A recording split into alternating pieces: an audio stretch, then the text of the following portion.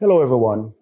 Welcome to the first in a series of podcasts that will be hosted by the Office of Public Procurement Policy to bring focus to a number of topics on contemporary procurement issues.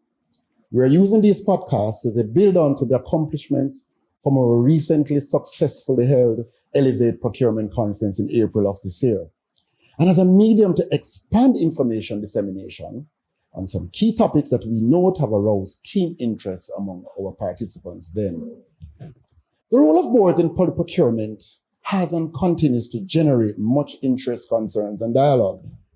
From the vast inflow of inquiries received by the office and interactions with our stakeholders in public procurement, we are convinced that there is a need for a demystifying of what is expected of boards in their policymaking and management roles, and the real need for some clarification regarding the boundaries of their functions.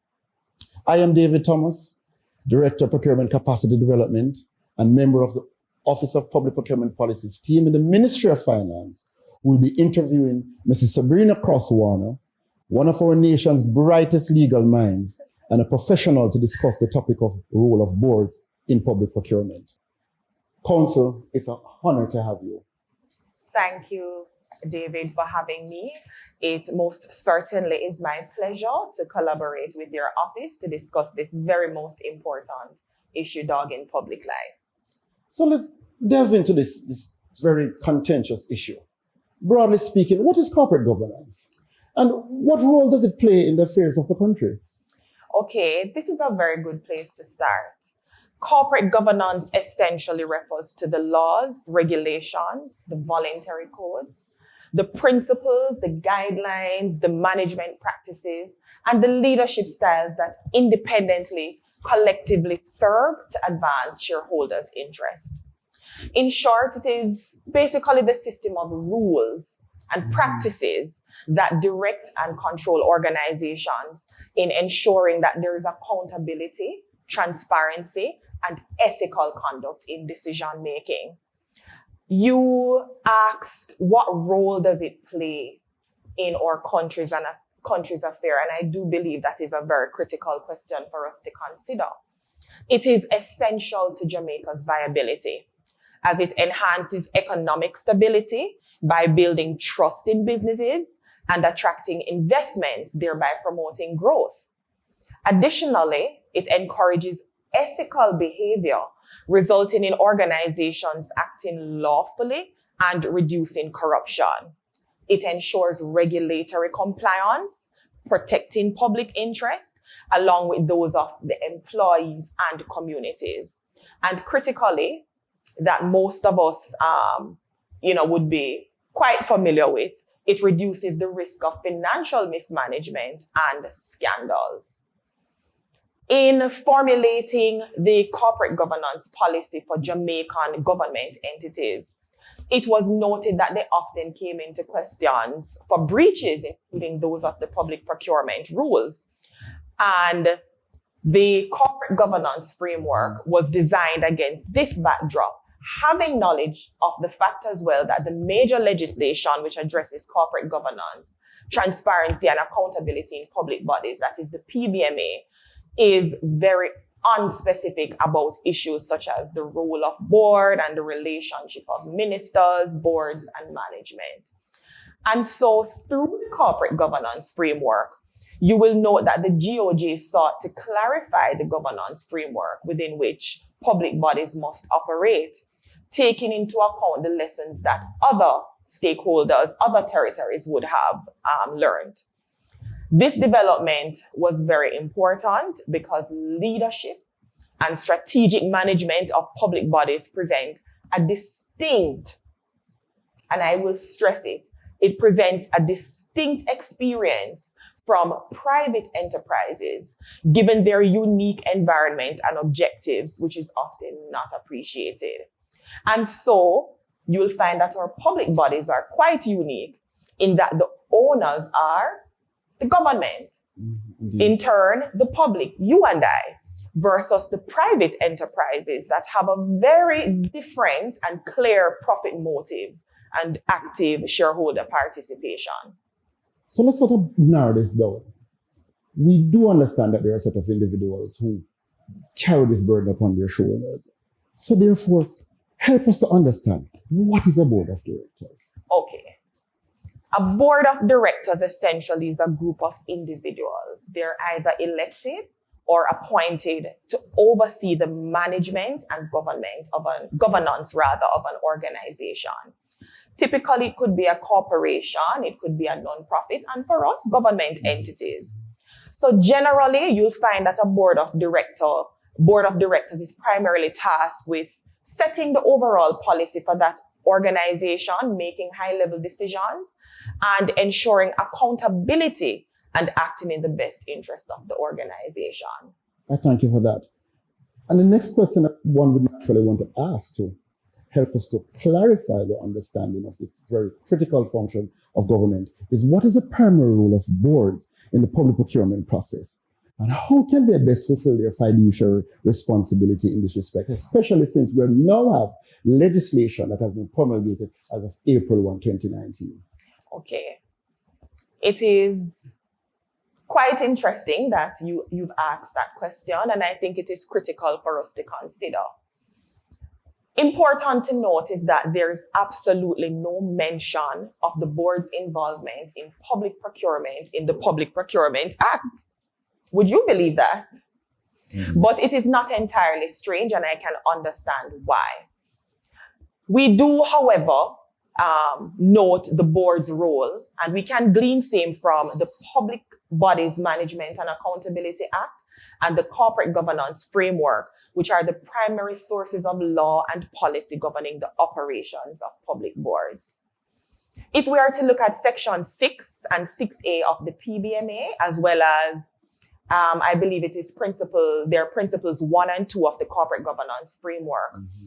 you will know that the primary role of public boards in the procurement process is to provide strategic oversight. And I'll stress that it is to provide what? Strategic oversight. Yes, indeed. Strategic oversight, mm-hmm. to ensure alignment with the organization's goals and to uphold accountability and governance standards. So boards would therefore be responsible for setting procurement strategies, managing risk, and you'll note managing risk would be a theme throughout our discussion, mm-hmm. and monitoring compliance with the legal and regulatory framework.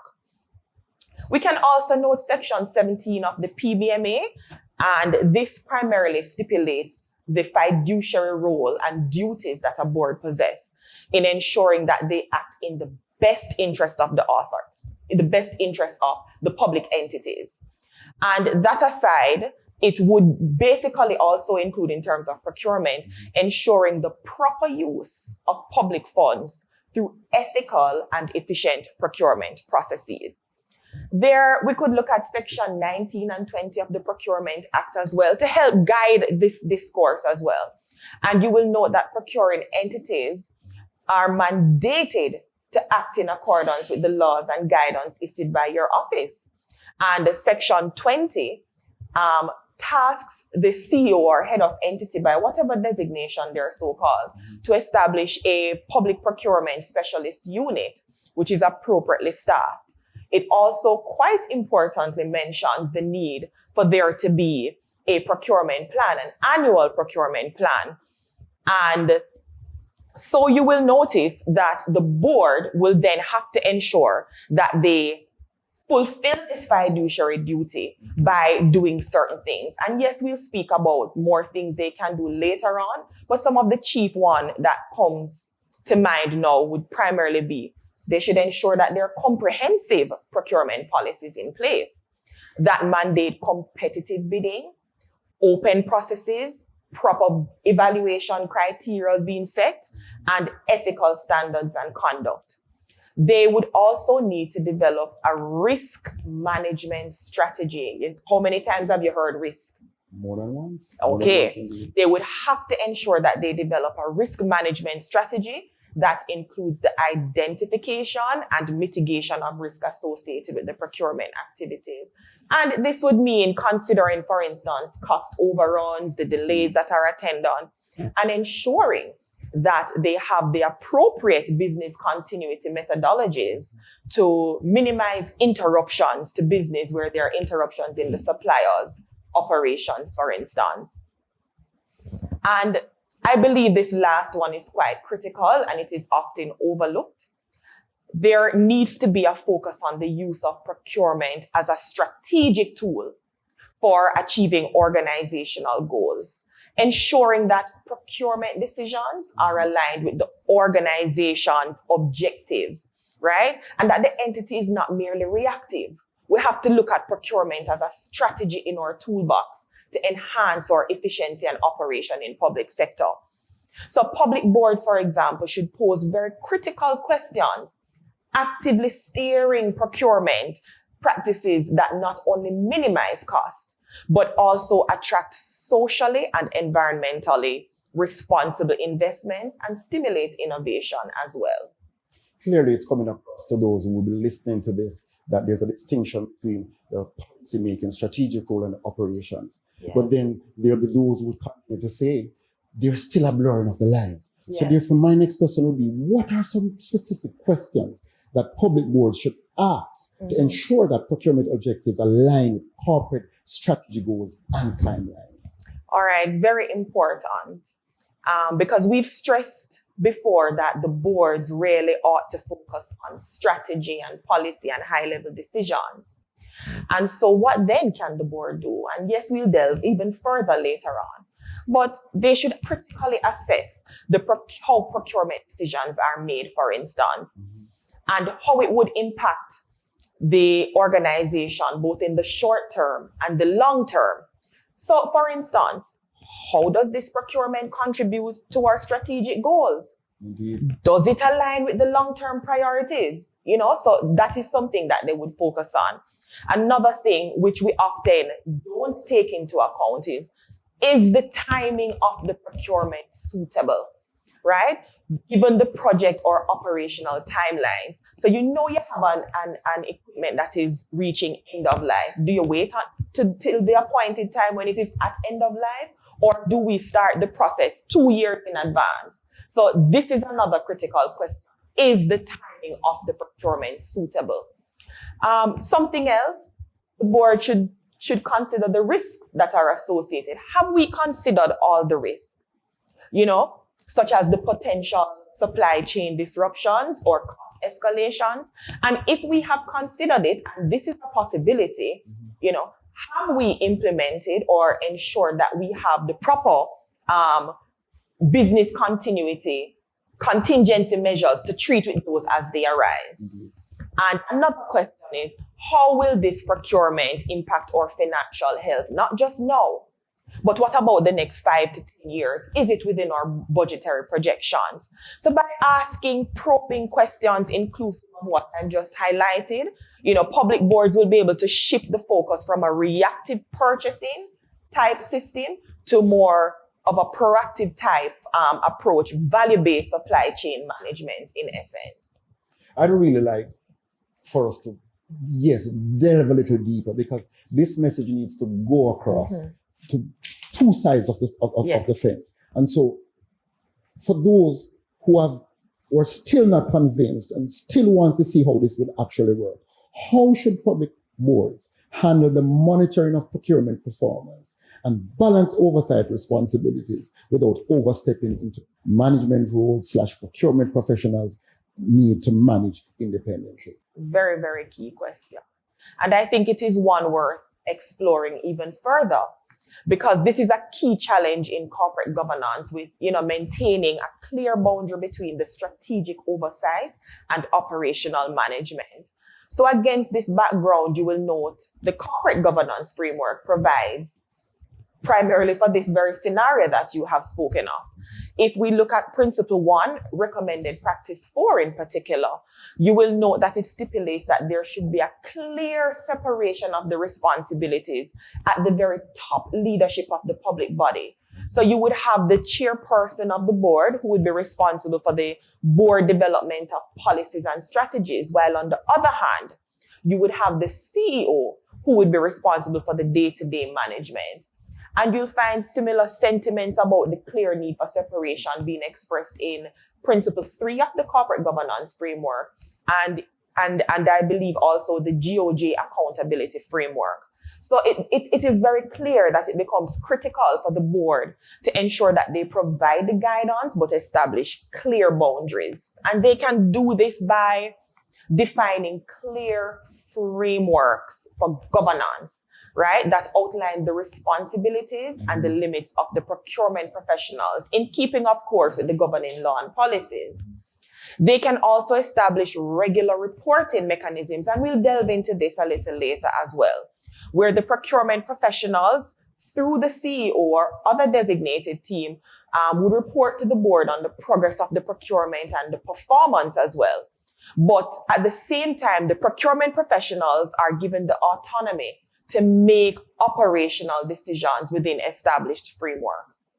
Additionally, and you will note this would come under the risk management aspect I've spoken of before, they would need to conduct periodic audits and reviews to ensure compliance while allowing the day-to-day procurement activities to be managed independently. And this last part that I have raised is very critical for us to understand. And why is it critical? If we note Principle 13 of the Corporate Governance Framework, you will note that it refers to the fact that many public bodies do not have functioning audit committees. And others, they may have the committee, but guess what? They're not sufficiently staffed with qualified members. And we would also need to look at Section 8 of the PBMA and Principle 13 of the Corporate Governance Framework as well, which treat with, among other things, the audit committee's composition.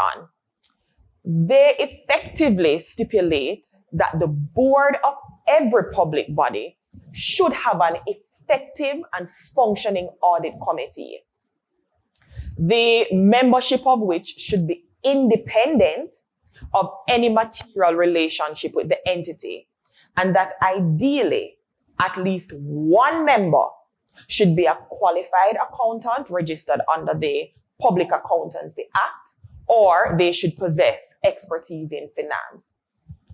Listen to this critically.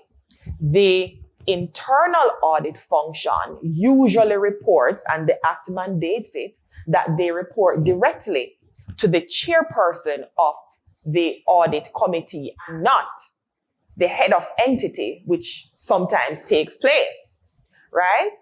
And so when you have a functioning audit committee, this will assist the board in checking on compliance, right? And it will enhance the oversight of the procurement function. It is also suggested that these provisions could be further strengthened by requiring the inclusion of an auditor in this committee's membership, specifically because it is charged with risk management activities, the oversight of internal and external audit processes, as well as the appraisal of the chief internal auditor. So ensuring that the audit committee is properly resourced and trained will ensure oversight of audit functions, which is a necessary component of the board's oversight role in procurement activities. So counsel, it's all well and good that there's and I would dare say that there's an appreciation for what the PBMA says. Those board members who do understand what the Act, our current procurement legislation, speaks to in regards to management. However, since a board member may think that, listen, we have to steer the organization in a certain strategic direction, and if needs be, we have to get our hands in the mud. Help us to understand, put in perspective, highlight for us some of the disadvantages of trying to blur the lines between policy and operation. What are some of the disadvantages? Okay. I think it is very important for us to assess it, because for us to know where we're going, we need to know some of the challenges and how it would be presented So we can thereafter address it by saying, instead of doing this, this is what you should do instead.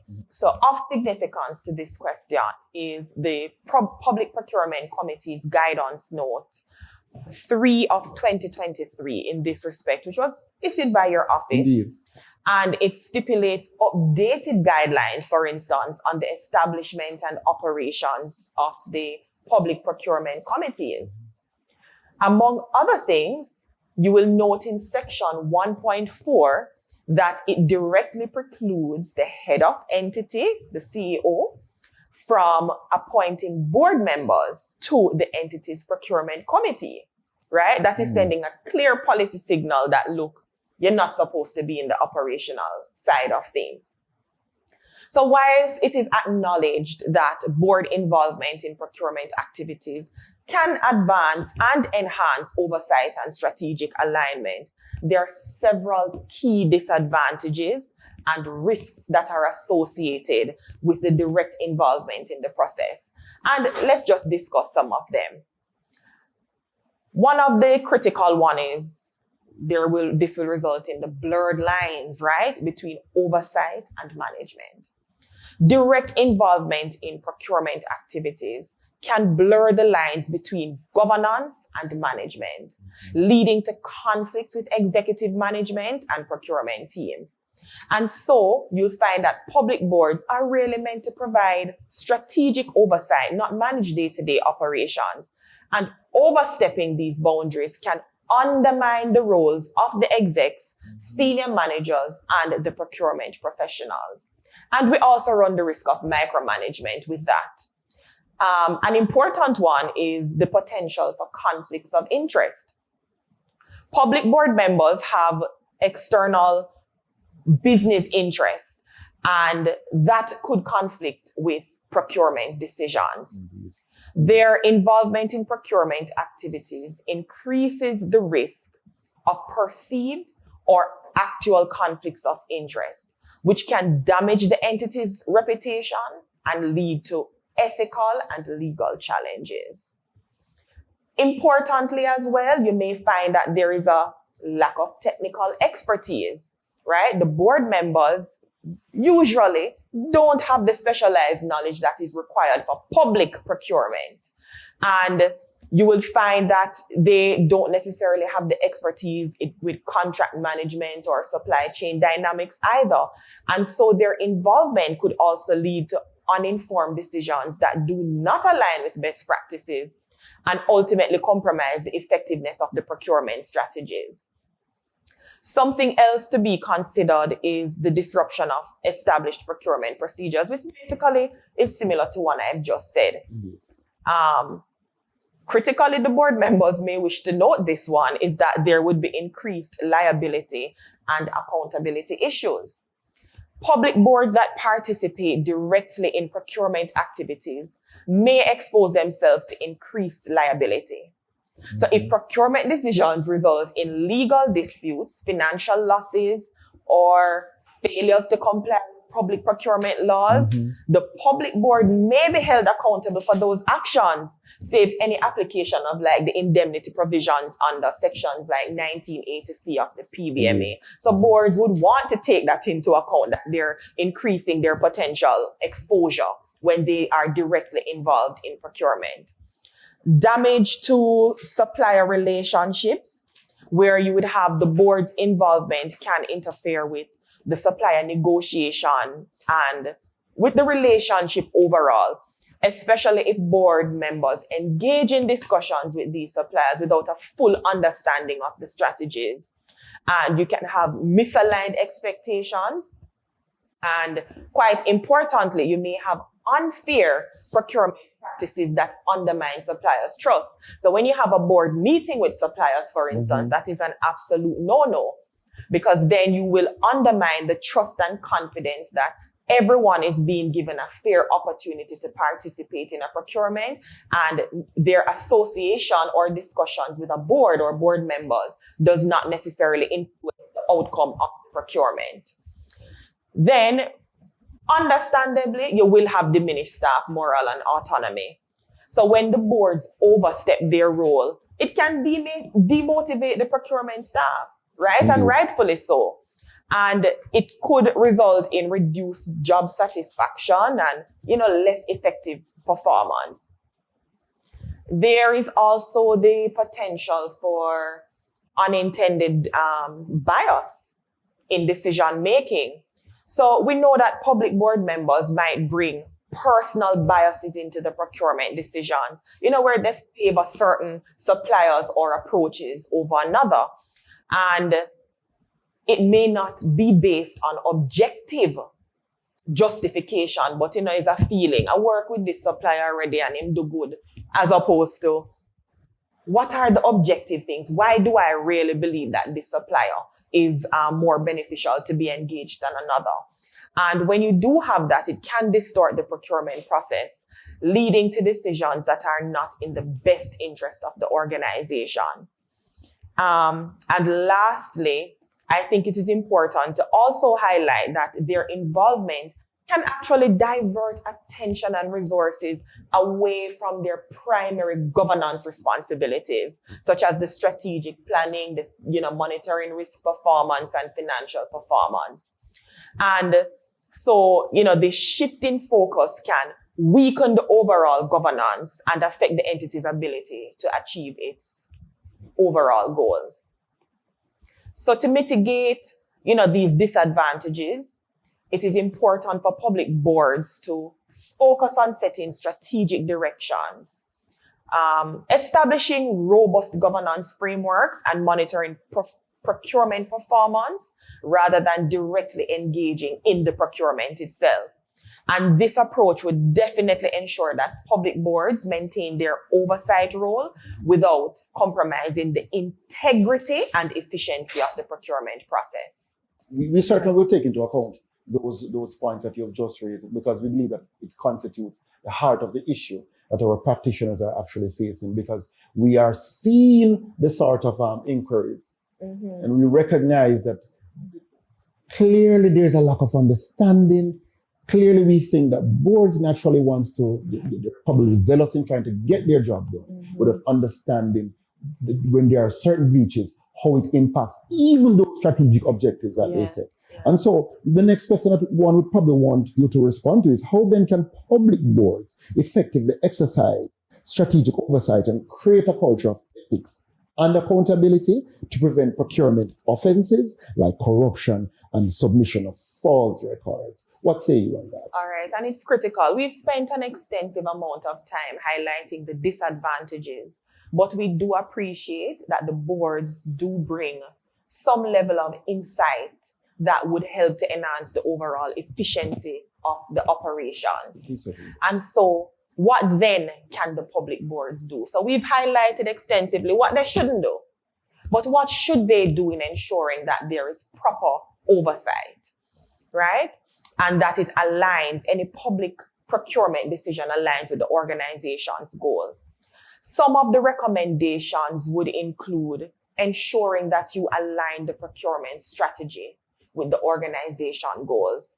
So public boards should ensure that the procurement strategies are directly linked to the organization's broader strategies. And so you would be aware that public bodies would need to submit their corporate plans, for instance, and the procurement activity should cascade from that. Indeed. They should establish clear procurement policies and framework, and the policies, for instance, should include standard operating procedures, service level agreements, and guidelines for ethical procurement practices, ensuring that there's consistency and transparency. Something else that they should do, and it is very, very critical, right? It's actually to monitor the annual procurement plan, right? So it's not just to monitor. Before this, the board should oversee the development and implementation of the annual procurement plan. And this plan, of course, would detail the intended procurements, the estimated cost, and timelines. By reviewing and approving these plans, boards can ensure that procurement activities are aligned with corporate priorities and that there is a clear rationale behind procurement decisions.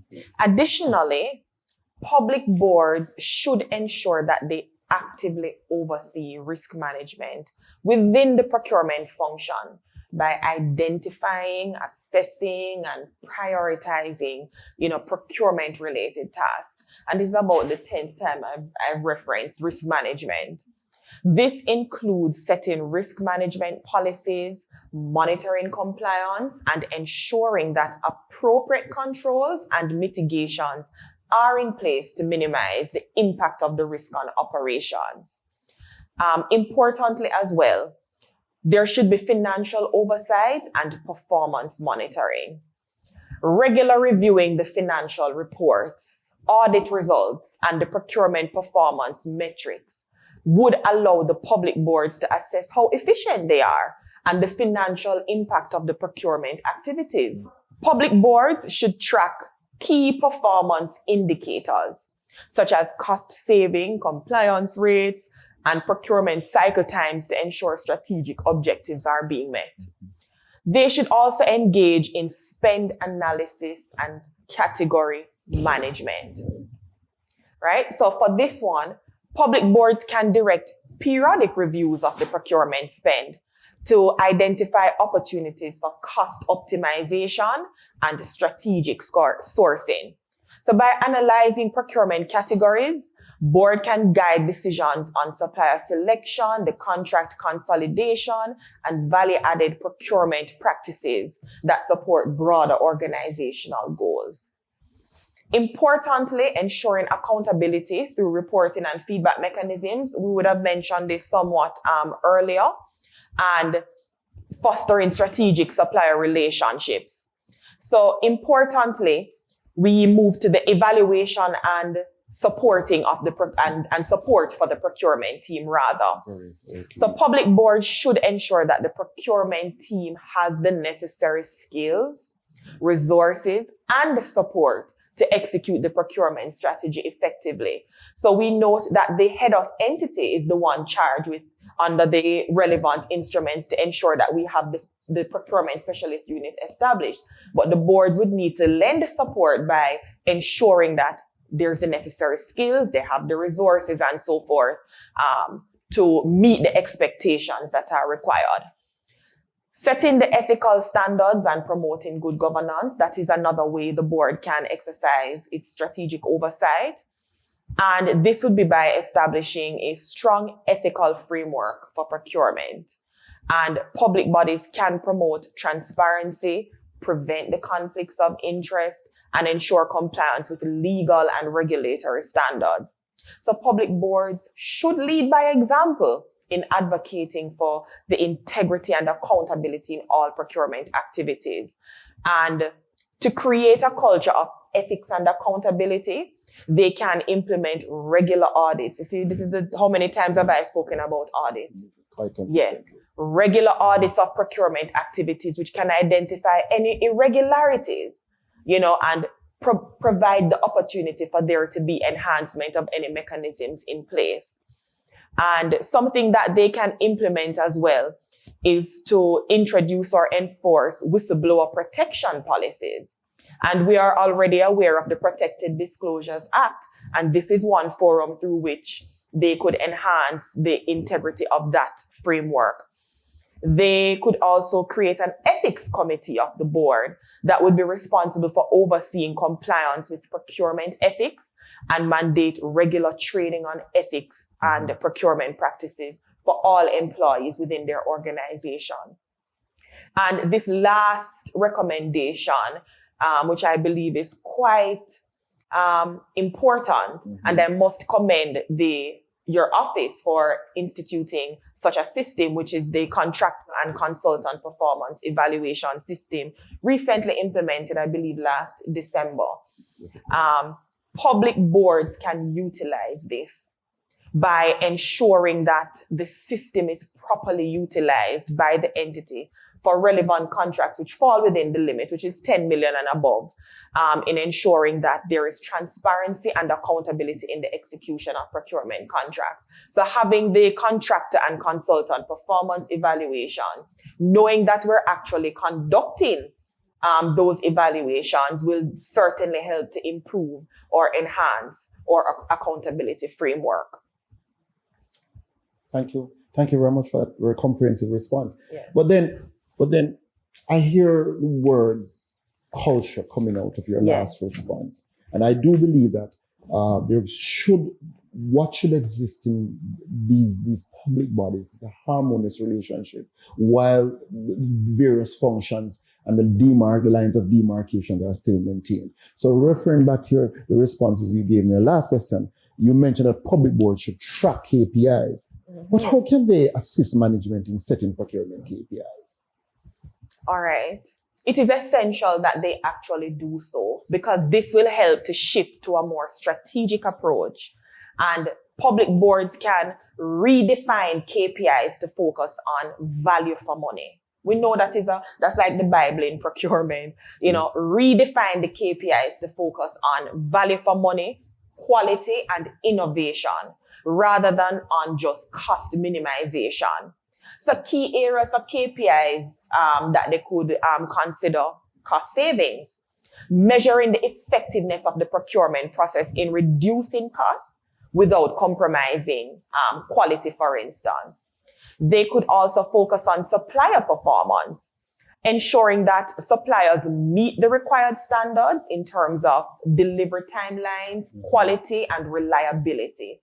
Another KPI could focus on cycle times, the speed of the procurement process to ensure efficiency and timeliness. Another KPI could focus on compliance.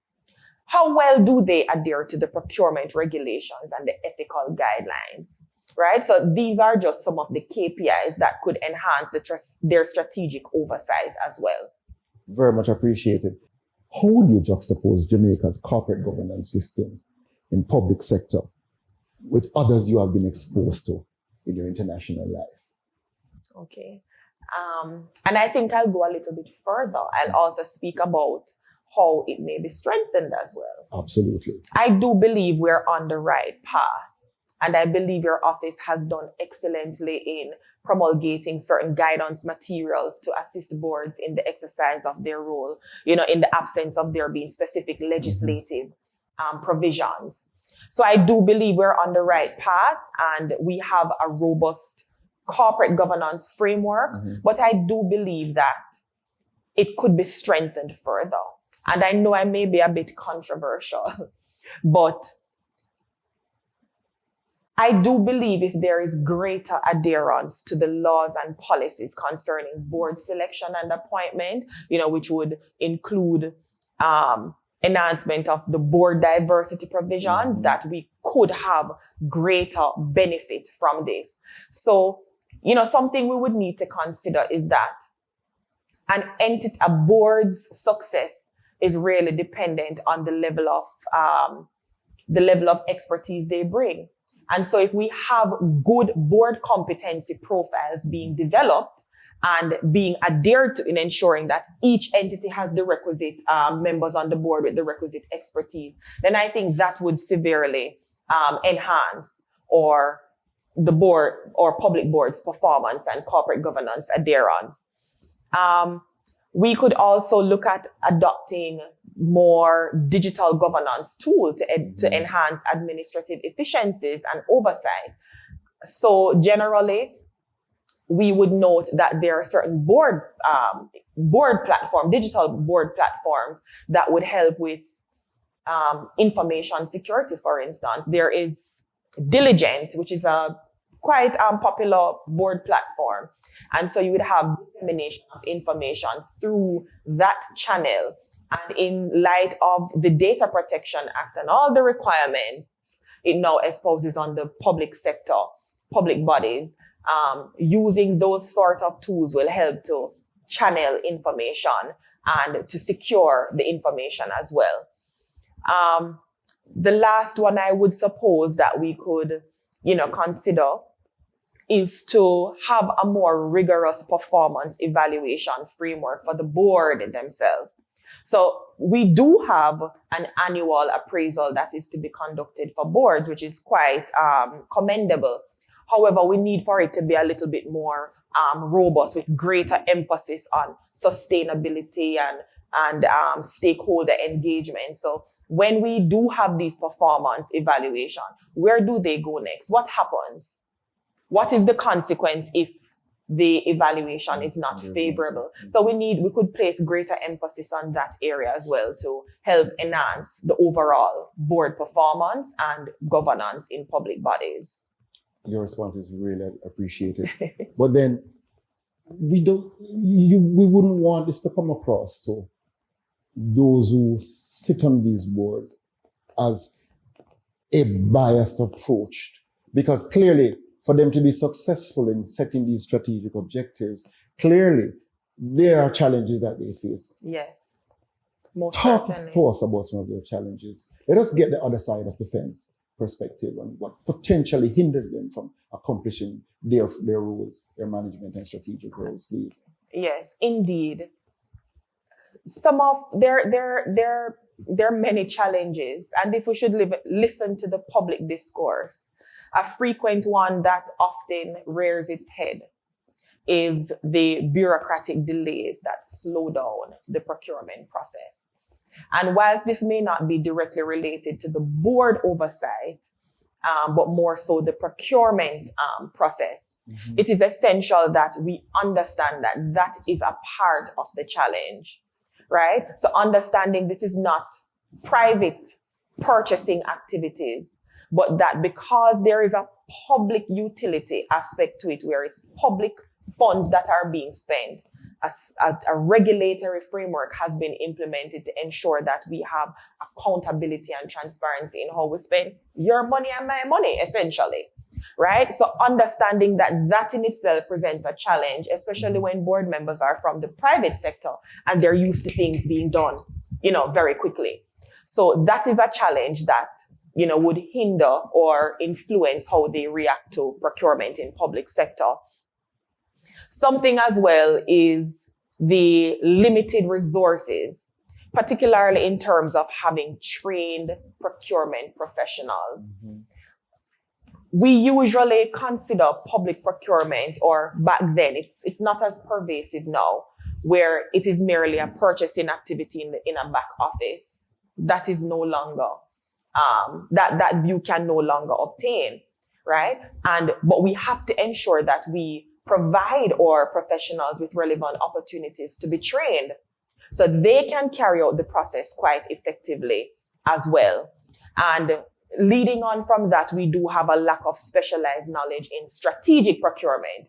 So we usually see it as just we're purchasing. We need a pencil, we need a microphone, we need this cup, and that is it. But how do we use procurement to enhance our strategies, to enhance the efficiencies that we have within our organization?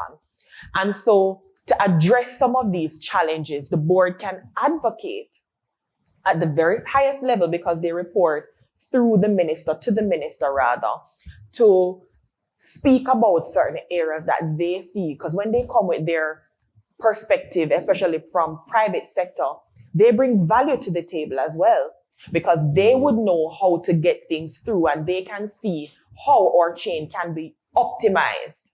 And so they can advocate at the very highest level to the minister on areas that may require some policy improvement.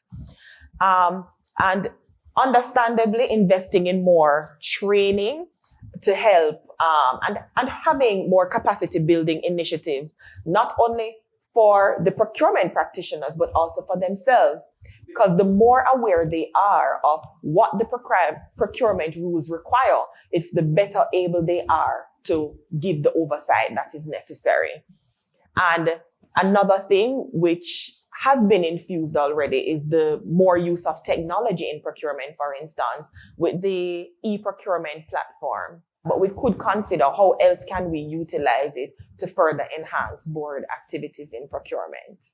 Thank you so much for that response. Very comprehensive. We couldn't close this discourse without touching on a very global issue, the issue of sustainable development, economic growth. And we clearly at the Office of Public Procurement understands this, and we intend to push certain initiatives to ensure that this takes place. But I'd like to just throw this at you to say, how can public boards balance economic growth with environmental sustainability and social responsibility in procurement? What are your thoughts on this particular I matter? think it is important that they endeavor to do so. And they can do so by incorporating life cycle costing into procurement decisions, for instance, which considers the long-term environmental and social impact of goods and services that are procured. They can also prioritize suppliers that demonstrate strong environmental and social credentials. Something else is that they could ensure that procurement decisions contribute to economic growth without compromising on environmental sustainability. And they could also adopt green procurement policies where the environmental impact of a product or service is a key factor in the procurement decision-making process. So there are several factors that could be considered in order to enhance this whole idea of environmental sustainability. Thank you so much, Council. Clearly, you have, I believe, opened the eyes and deepened the conversation and have clarified many misconceptions, I think, on both sides of the fence. You have re-emphasized the fiduciary, the strategic role that boards must play. But I would want to even add that it is clearly from my perspective, and I think many will share that view, that it must lead to a harmonious relationship, Yes, irrespective of the fact that we all carry different burdens in ensuring that government delivers the kind of service to its populace. The office is extremely grateful and thankful to you for taking the time out of your busy schedule to speak on this particular topic. And certainly we'll be working assiduously with our stakeholders to see how much of what you have opened to us here can be incorporated into some form of initiative to improve how procurement is undertaken in the public sector. Thank you again, Council. thank you, and you're absolutely most welcome. And I am thankful for the opportunity to collaborate with your office. Thank you.